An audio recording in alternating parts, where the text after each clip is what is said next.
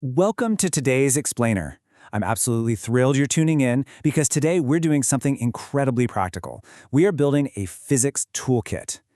Have you ever looked at the physical world around you and just wished you had a clear, straightforward way to understand how it all works without getting bogged down in heavy academic jargon? Well, that is exactly what we're going to achieve today.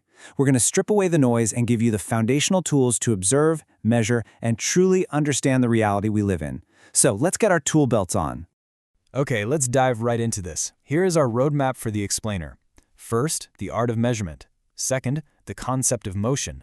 Third, mass versus weight. And finally, understanding density. Starting off with Section 1, the art of measurement.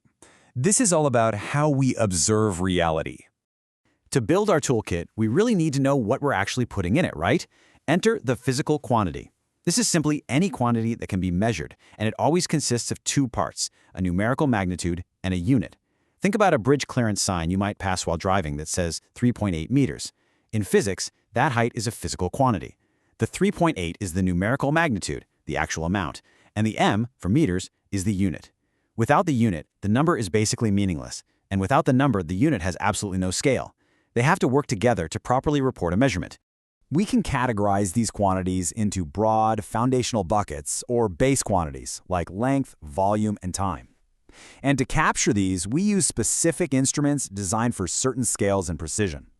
We've got measuring tapes and meter rules for capturing lengths, say several centimeters to a few meters. Then we have measuring cylinders for liquids and smaller regular solids to find volume. And of course, clocks and digital timers for time. Matching the right tool to the right physical quantity is really the first step of good science. But you know what happens when our tools or even our own eyes betray us? This brings us to a crucial life hack for our toolkit, how to reduce errors and improve our measurements.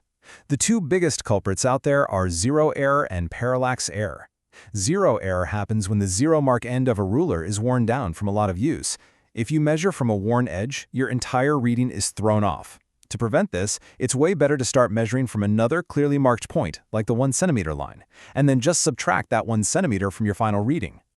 Now that second error, parallax error, is all about your viewing angle.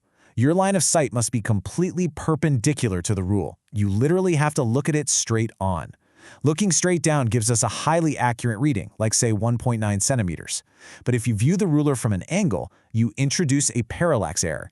Suddenly, that exact same object looks like it's 2.1 centimeters long. Over a large scale, that tiny misalignment can completely ruin your precision.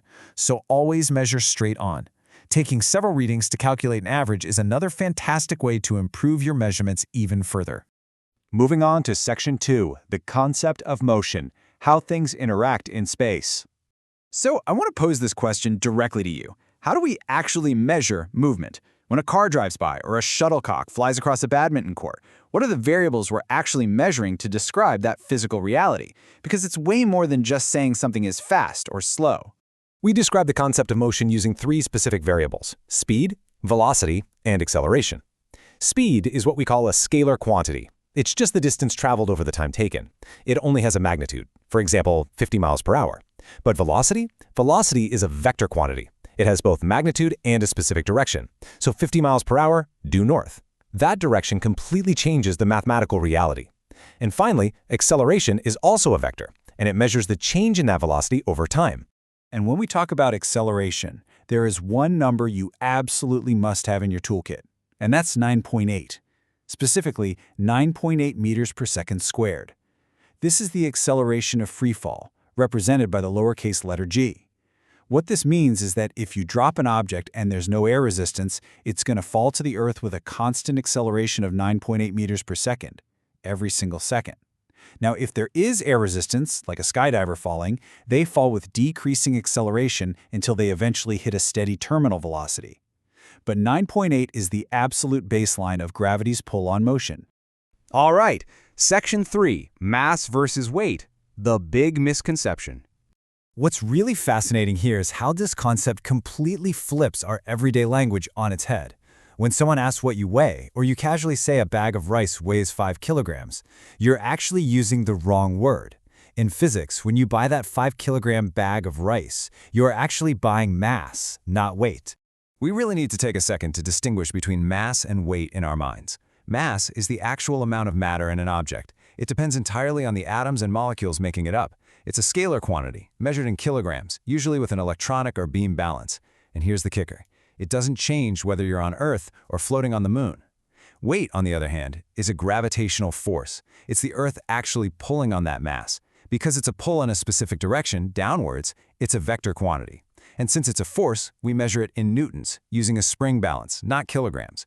So to sum it up, mass is the stuff, and weight is the pull on the stuff. And finally, Section 4, Understanding Density. What makes up the matter? Density is our final puzzle piece. It's defined as mass per unit volume. The formula is simply mass divided by volume. Think of it as how tightly packed the matter is within a certain space.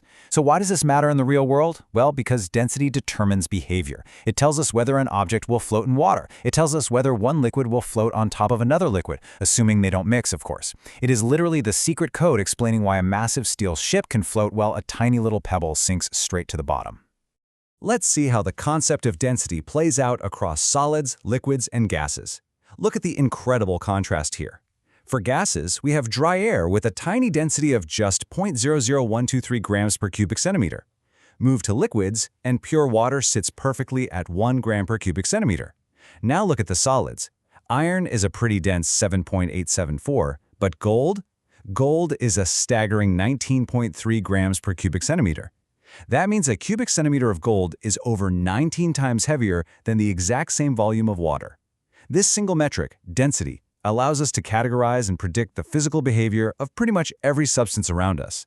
And that brings us to the end of our explainer. You now have a complete, ready-to-use physics toolkit. You know how to report measurements and reduce errors, how to understand the concept of motion, how to properly distinguish mass from weight, and how the concept of density across solids, liquids, and gases changes everything. So, my challenge to you is this. How will you view the weight, mass, and motion of everyday objects around you moving forward? The next time you buy a bag of rice, or drop your keys, or try to measure a piece of furniture, I really hope you see the hidden physical reality at play. Keep asking questions, keep measuring carefully, and I'll see you in the next explainer.